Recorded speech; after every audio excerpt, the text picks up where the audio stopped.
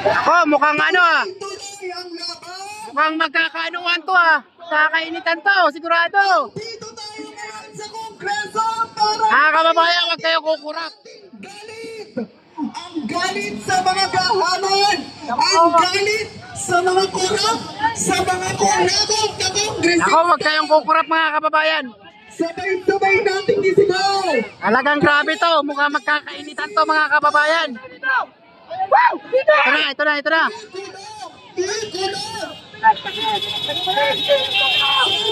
Eto na, nako! Ayan na!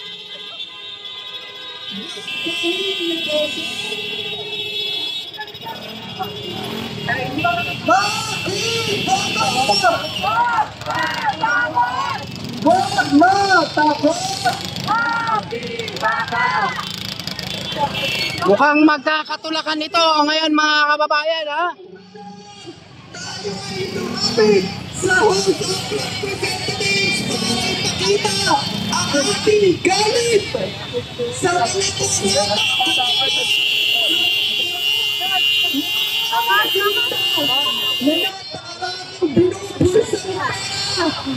Ngunit ang sambayan ng Pilipino naman ay nalulubog sa lahat na gawa ng mga control system.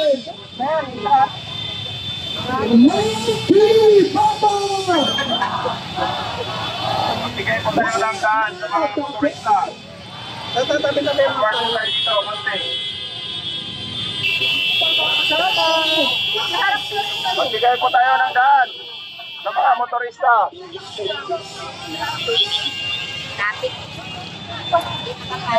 Atin!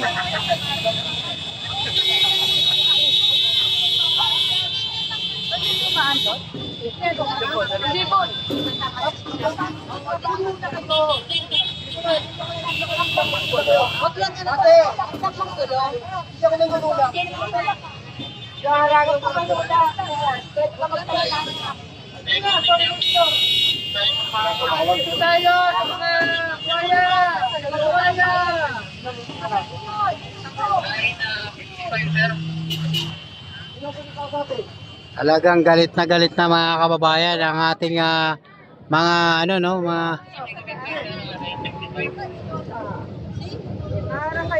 mga rallyista mga kababayan. Mukhang nagka-traffic na ito ha mga kababayan ha.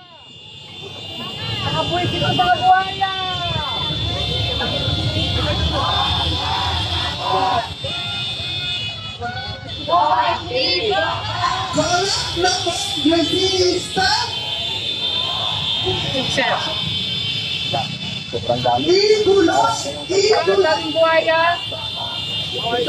Sobrang dami na nito mga kababayan ha. Hinarang na po ang kalsada mga kababayan at halos wala nang madaanan ang ating mga motorista. Kung makikita natin itong harap mismo ng House of Representatives mga kababayan ay talagang napakarami ng mga kababayan natin na sumisigaw, no? Ayan na.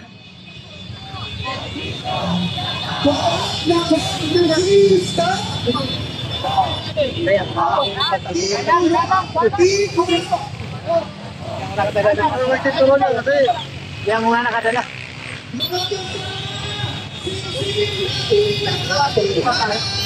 Ipakita natin ang galit ng sambayan ng Pilipino.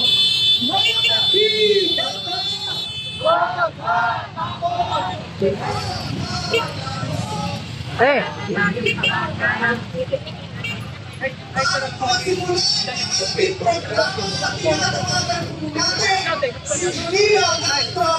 sa Kalikasan is People's Network Coordinator.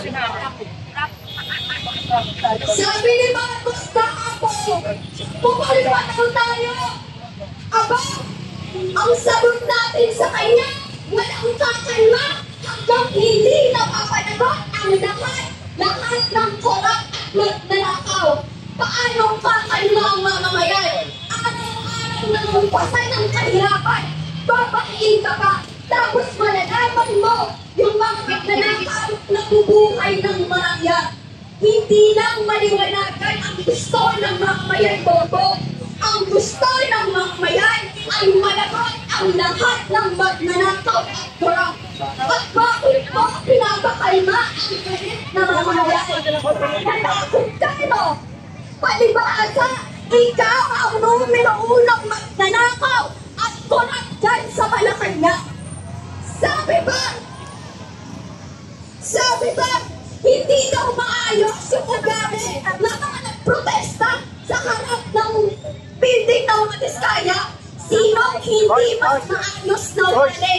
Yung mga magnanakaw o yung mga nakasulat na pinaglalaban ang kanilang karapatan? Sabi ng abogado ng mga Diskaya, huminahon daw tayo. Aba naman, sagad na po ang hinahon ng mamamayan.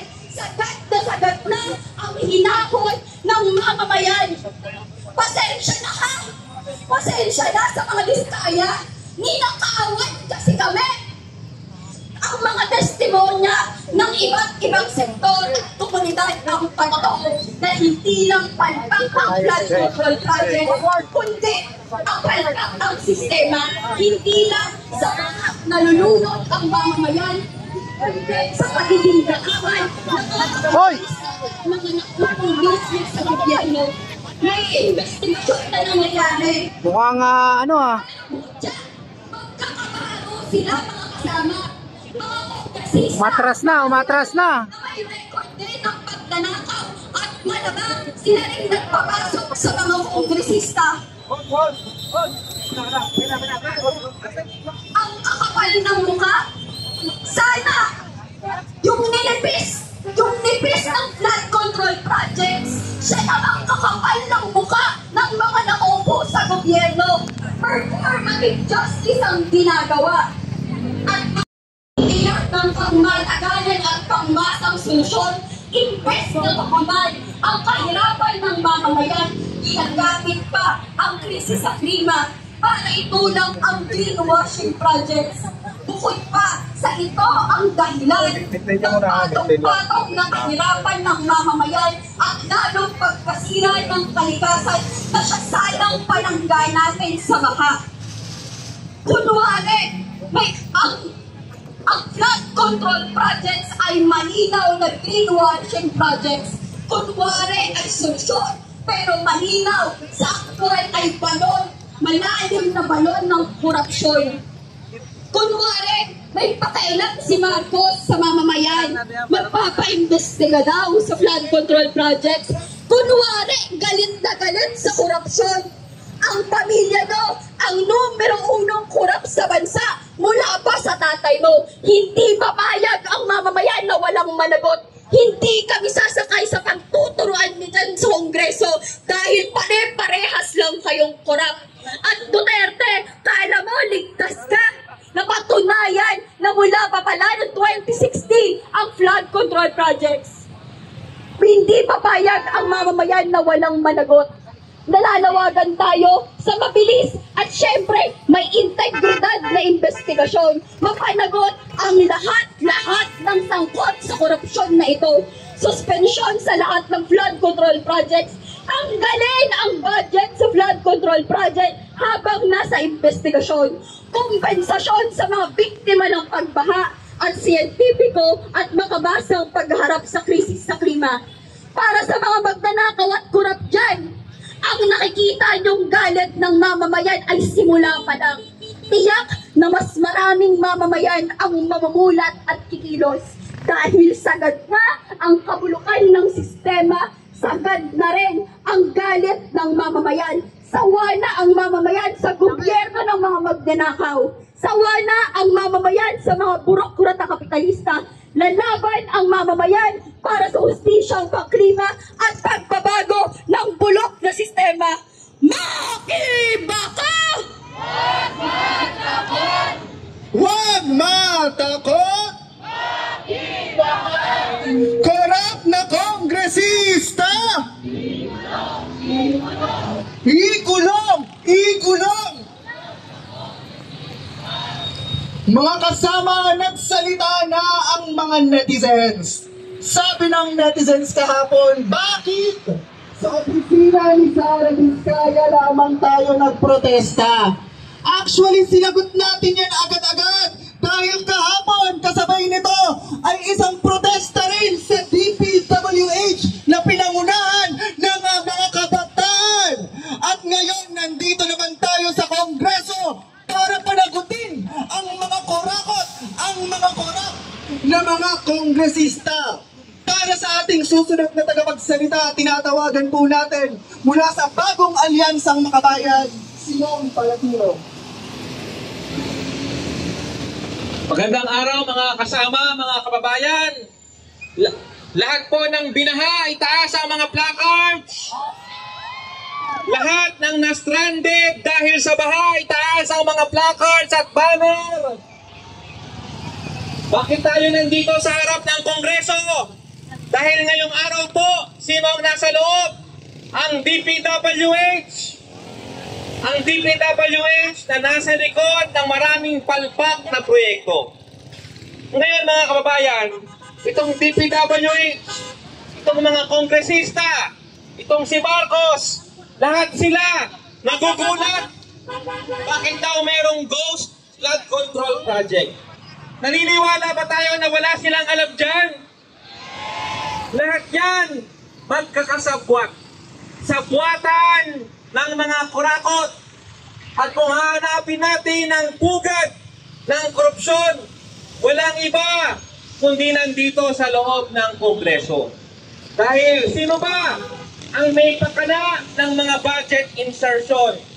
Sino ba ang nagpasok ng mga flood control projects?